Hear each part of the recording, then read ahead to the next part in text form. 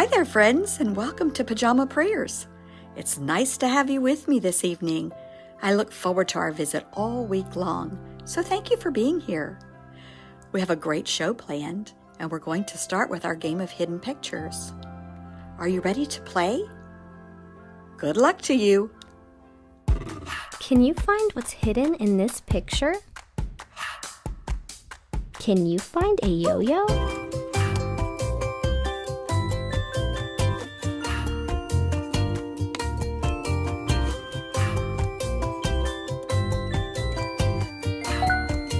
Can you find a slice of bread?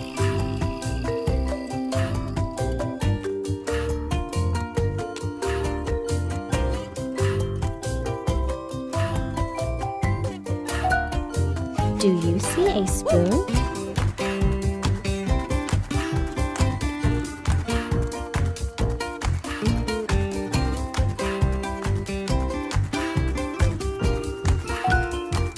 What about a ruler?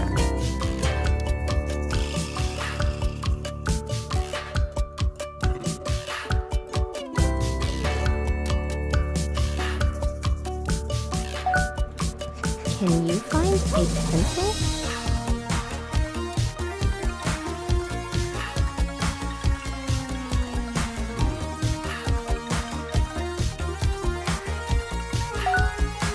Do you see a wedge of orange?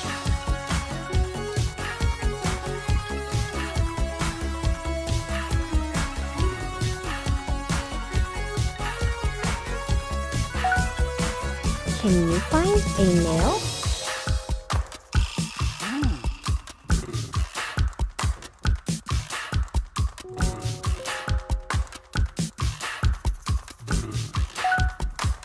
Can you find a baseball glove?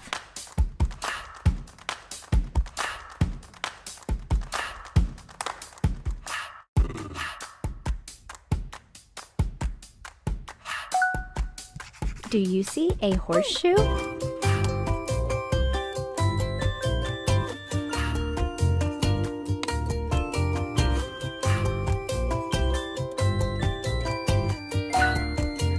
Can you find an envelope?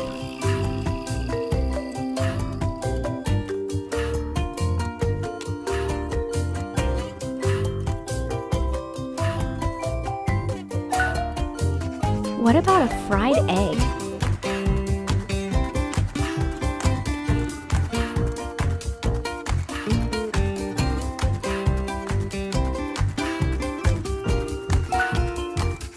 Do you see a dove?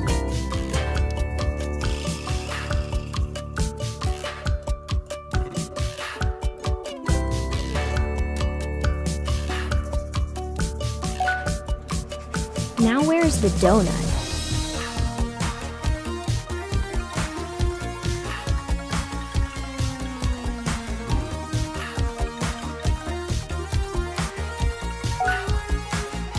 Can you find the dog bone?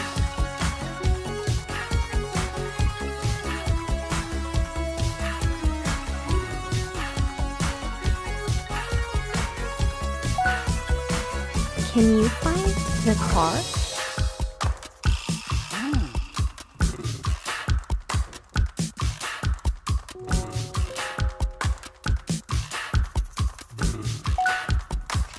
Can you find the button?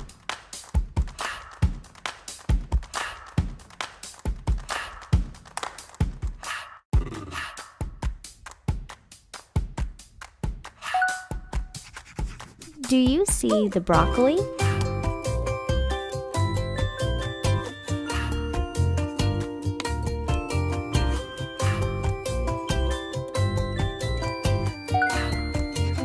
Do you see a book?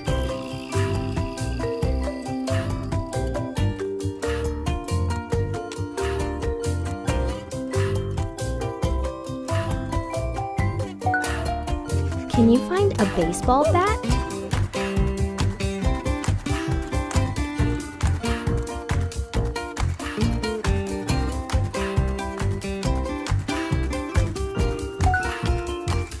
Where is the banana?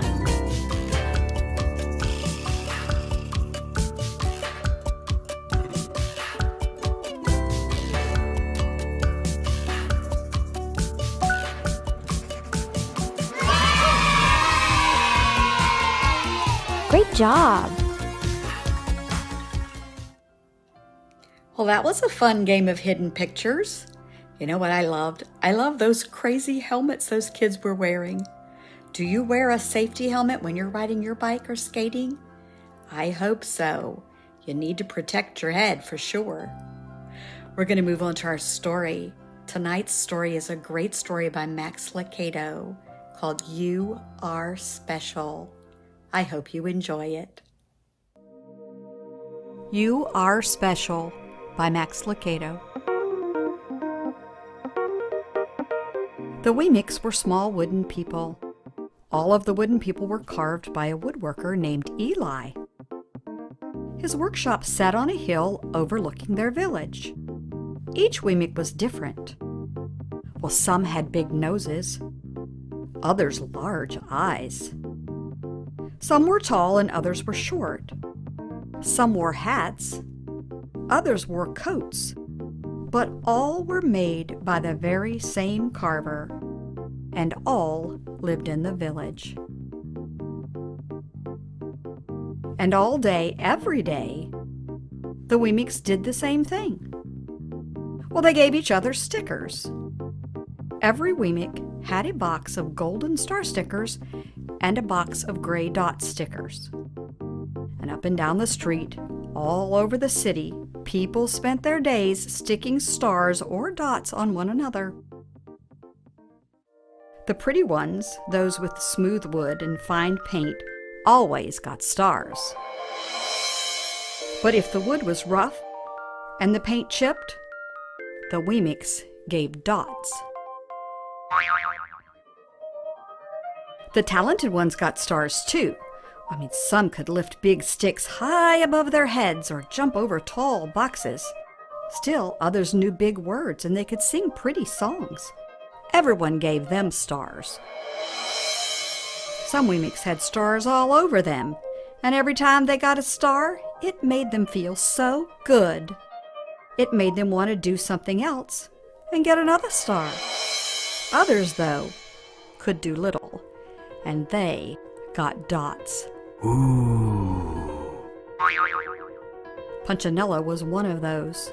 Well, he tried to jump high like the others, but he always fell. And when he fell, the others would gather around and give him dots. Sometimes when he fell, his wood got scratched. So the people would give him more dots. Then, when he would try to explain why he fell, he would say something silly and the Weemics would give him more dots. Well, after a while he had so many dots that he didn't even want to go outside. He was afraid he would do something dumb, such as forget his hat or step in the water. And then people would give him another dot. In fact, he had so many gray dots that some people would come up and give him one for no reason at all. He deserves lots of dots. The wooden people would agree with one another. He's not a good wooden person. Well, after a while, Punchinello believed them. I'm not a good Weemic, he would say. The few times he went outside, he hung around with other Weemics who had lots of dots. He felt better around them. Well, one day, he met a Weemic who was unlike any that he had ever met. She had no dots or stars. She was just wooden. Her name was Lucia. It wasn't that people didn't try to give her stickers. It's just that the stickers didn't stick. Some of the Weemics admired Lucia for having no dots, so they would run up and give her a star. But it would fall off. Others would look down on her for having no stars, so they would give her a dot. But it wouldn't stay either. That's the way I want to be, thought Punchinello. I don't want anyone's marks. So he asked the stickerless Weemic how she did it. Oh, it's easy, Lucia replied. Every day I go see Eli. Eli? Yes, Eli the wood carver. I sit in the wood shop with him. Why? Why don't you find out for yourself? Go up the hill, he's there. And with that, the Weemick who had no stickers turned and skipped away. "But will he want to see me?" Punchinello cried out. Lucia didn't hear, so Punchinello went home. He sat near a window and watched the wooden people as they scurried around, giving each other stars and dots. "It's just not right," he muttered to himself, and he decided to go see Eli. He walked up the narrow path to the top of the hill and stepped into the big shop. His wooden eyes widened at the size of everything. Well, the stool was as tall as he was. He had to stretch on his tiptoes to see the top of the workbench. A hammer was as long as his arm. Punchinello swallowed hard. "I'm not staying here," and he turned to leave. Then he heard his name, "Punchinello." The voice was deep and strong. Punchinello stopped. "Punchinello, how good to see you! Come and let me have a look at you." Punchinello turned slowly and looked at the large craftsman. "You know my name?" the little Weemick asked. "Well, of course I do. I made you." Eli stooped down and picked him up and set him on the bench. The maker spoke thoughtfully as he looked at the gray dots. "Looks like you've been given some bad marks." "I didn't mean to, Eli. I tried really hard." "Oh, you don't have to defend yourself to me, child. I don't care what other Weemicks think." "You don't?" "No, and you shouldn't either. Who are they to give stars or dots? They're Weemicks just like you. What they think doesn't matter, Punchinello. All that matters is what I think, and I think you are pretty special." Punchinello laughed. "Me special? Why? I can't walk fast and I can't jump, and my paint is peeling. Why do I matter to you?" Eli looked at Punchinello, put his hands on those small wooden shoulders, and spoke very slowly. "Because you're mine. That's why you matter to me." Punchinello had never had anyone look at him like this, much less his maker. He didn't know what to say. "Every day I've been hoping you'd come," Eli explained. "I came because I met someone who had no marks," said Punchinello. "I know. She told me about you." "Why don't the stickers stay on her?" The maker spoke softly. "Because she has decided that what I think is more important than what they think. The stickers only stick if you let them." "What?" "The stickers only stick if they matter to you. The more you trust my love, the less you care about their stickers." "I'm not sure I understand." Eli smiled. "You will, but it will take time. You've got lots of marks. For now, just come to see me every day and let me remind you how much I care." Eli lifted Punchinello off the bench and set him on the ground.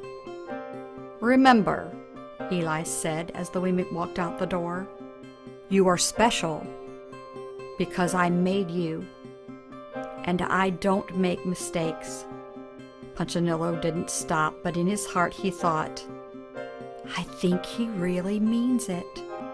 And when he did, a dot fell to the ground. The end.